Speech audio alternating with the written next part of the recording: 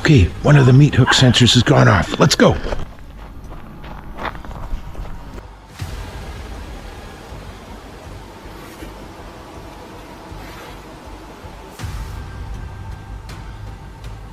There's just a flash of light down there. What was that? Oh, there it is again. We heard a noise. Oh my god. What the f was that?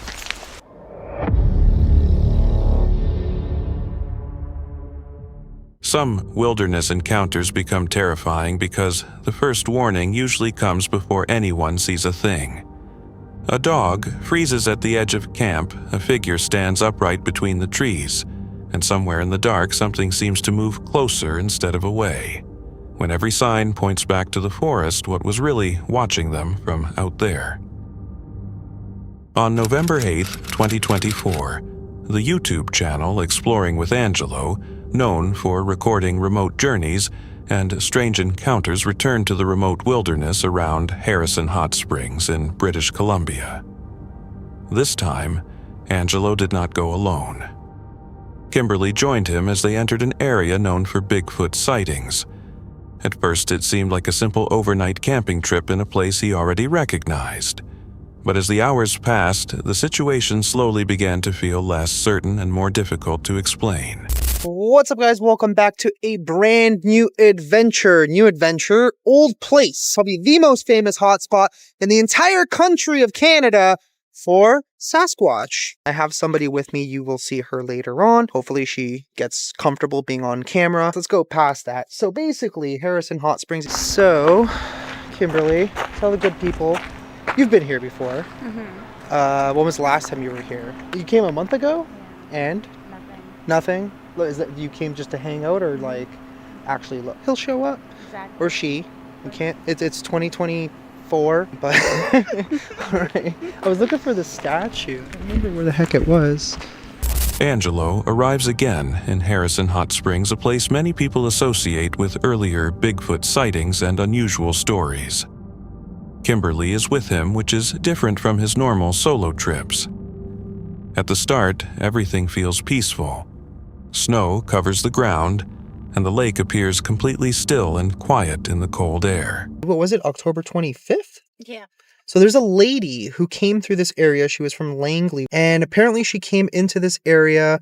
Apparently she went to Hicks Lake at one point, and then they found her car somewhere, or her minivan, and she has not been seen since. And I don't think, like, she was, 82 years old?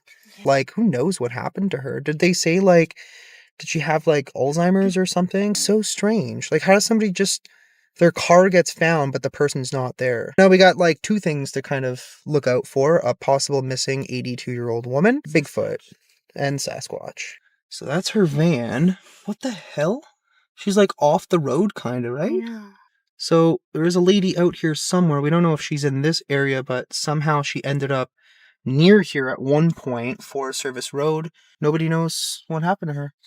As they move deeper into the area, Angelo discusses a recent case. An 82-year-old woman disappeared there. Her car was located, but she was never found again. Hearing this shifts the atmosphere. The place no longer feels merely quiet. It begins to feel uncertain. All right, well, it was worth a shot, I guess. So we can't go up there? Because I thought I heard something from back there. Okay, well, I'm going to bring the drone back in the meanwhile. And it's going to take a moment to come back down here, because apparently I decided to fly over 300 meters up. There's something, like, around the drone. I didn't bring it all the way down yet. That beeping, that's like something going near it. Hey, Mr. Bird, do not attack my drone. Like, there's actually, like, something, like, around the drone. Like, I'm not near any of the trees. They keep driving into more isolated areas after discovering some roads are blocked. Angelo launches a drone to inspect the surroundings. During the flight, the drone continues giving warning signals, almost as though something is interfering with it. But when they review the footage, nothing unusual can be clearly identified. So what I was trying to find was there was a road up there, and I remember when I went back, what the hell was that? There was just a flash of light down there. What was that? Oh, there it is again. It's like on the other side of the lake. There it is again. I'm not really sure what to make of that. Is that like a SOS or something? Yeah, I was gonna say, we were looking for like this one road, and I remember I went up it last time, and that was a spot where the guy, he told me his brother saw what he thinks was a Bigfoot, so I kind of wanted to go back in there. So we're gonna try and figure it out on the way back out, and then I think we'll go and stop at that. I don't know what's over there. Maybe I'll ask Kimberly and see what she says, just as soon as I can find her. Oh, you're over there. Hey, come check this out. A random light across the lake that's flashing. I don't know what it is. Huh. See, the problem is when you're driving up the road, it's very dense. It doesn't look like a boat. No, it's actually on land. I don't know what to make of that. It could just be nothing, or maybe somebody's SOSing us. Look, there's like a light flashing on the other side. I'm trying to figure out if it's like an SOS or... I know the light's a little bit bright, but... Do you see that? Right there. Is there like a road there? Not sure. I have no idea. I haven't been over there. Yeah. I don't know, it just seems kind of...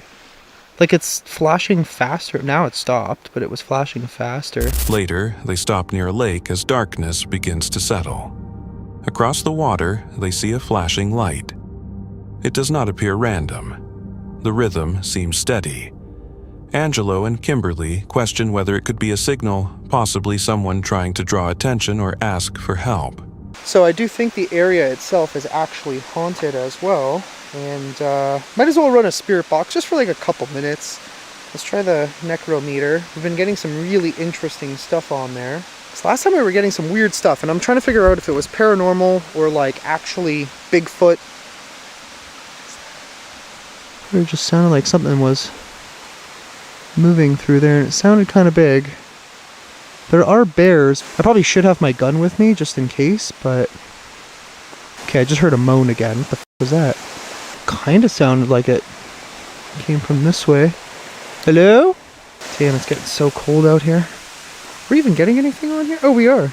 Does that say wide, warning, danger, and pretentious? Well, what is the warning of danger? Why am I being warned? I wonder though, is it like a warning from like some native spirit? Are you from a long time ago? For some reason the volume is off. I don't know why. Now I got kettle. I got into pieces? What the fuck? Reverberation of time.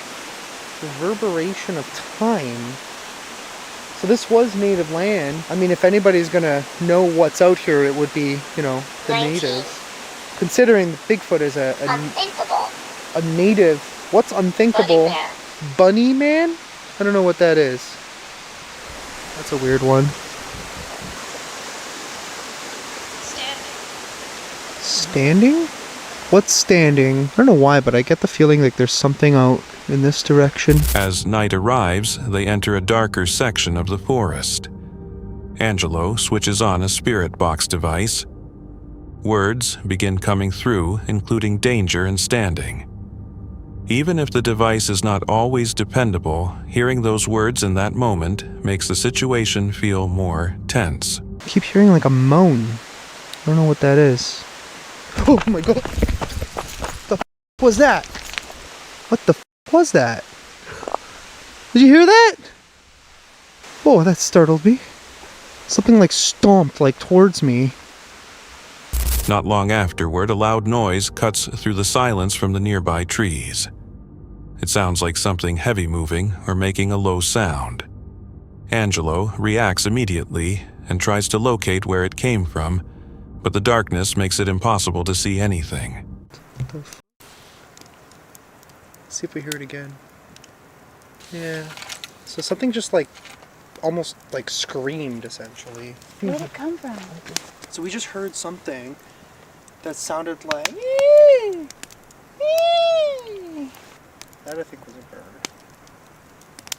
Don't ever make that noise again. That's more or less like what it sounded like, right?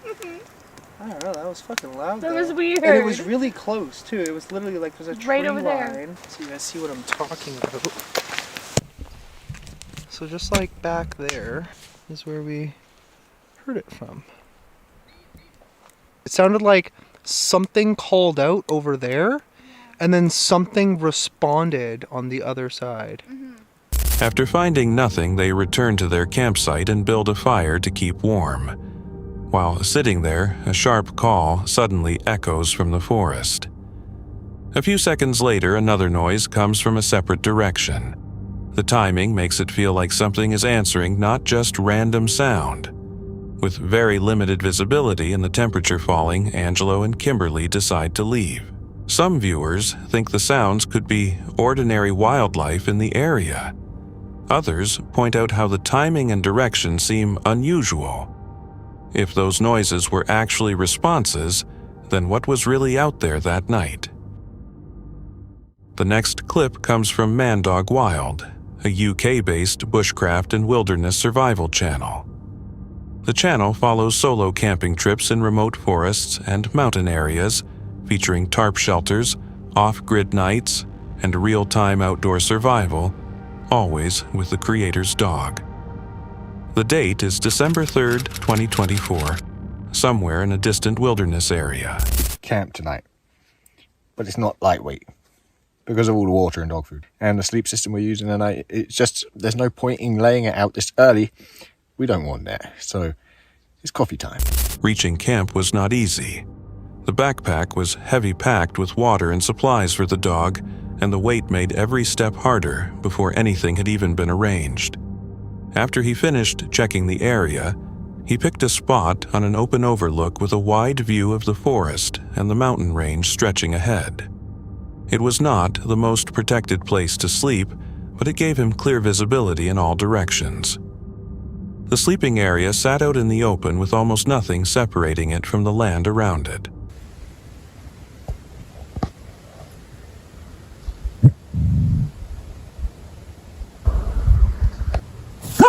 For a while, everything remained quiet. Then a noise came from the hillside. The dog noticed it first. She froze, fixed her attention on something just beyond the edge of camp, and stayed still. That was the first sign that something was wrong. It's up there. Yeti. Oh, good. Oh, she's disappeared now. Cool. So we heard a noise, and Yeti starts growling. And there was some eye shine at the top of the hill looking down at us. A little later, possible eye shine appeared on the higher ground above. No body, no obvious movement. Just a weak reflection in the distance, visible long enough to notice before it disappeared. Then the dog reacted in an unexpected way. Instead of moving toward whatever was out there, she backed away from it. That was not normal. Dogs do not usually pull back from something they are only curious about.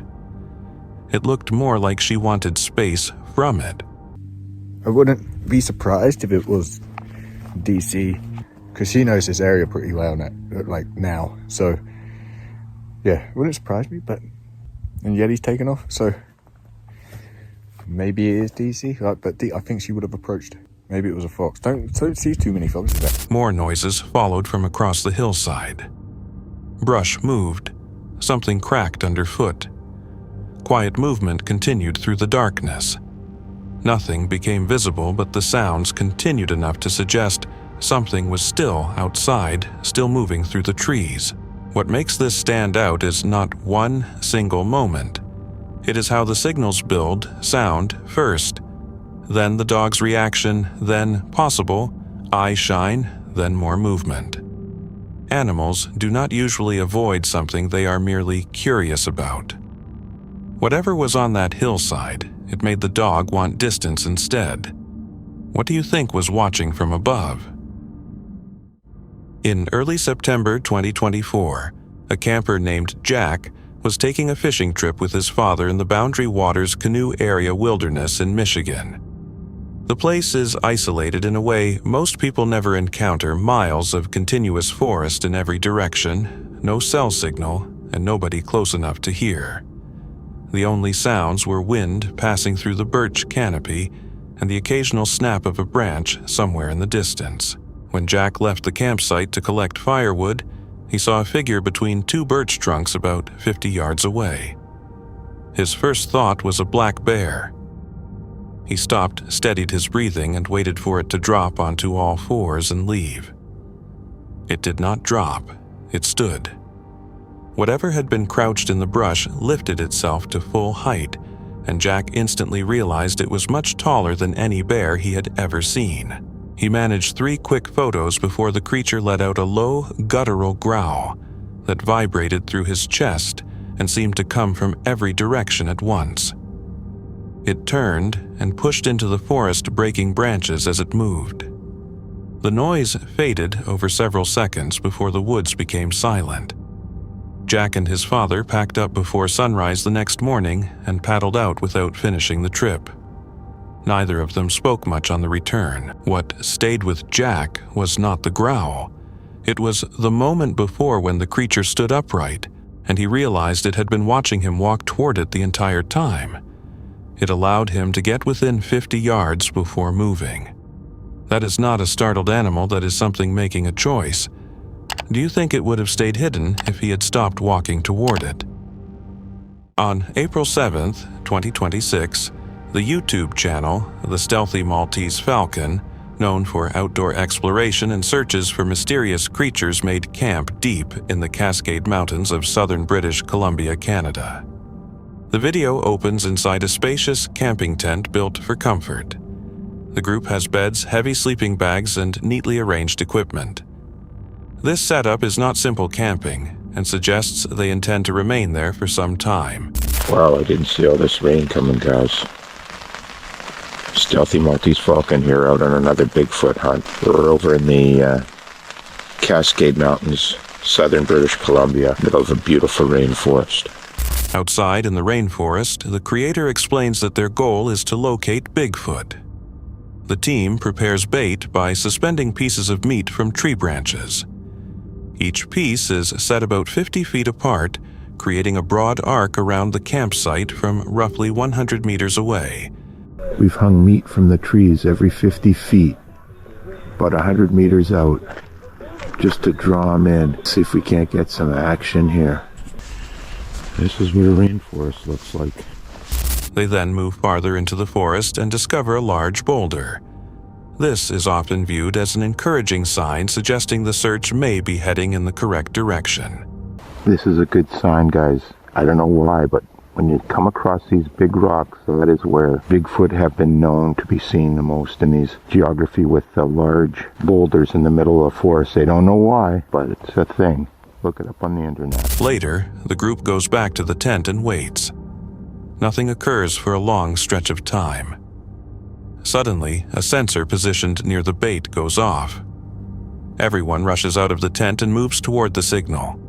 The direction takes them back toward the same boulder they noticed earlier. What follows is shown only through the recording camera. Okay, one of the meat hook sensors has gone off. Let's go. There's that rock. I knew that rock would have something to do with it.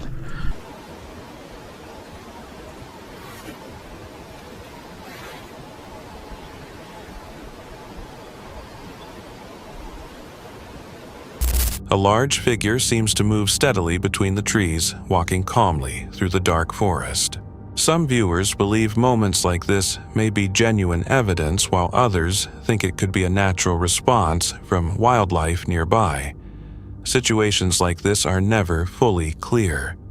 So, what do you think was something really there, or just the environment reacting in the dark?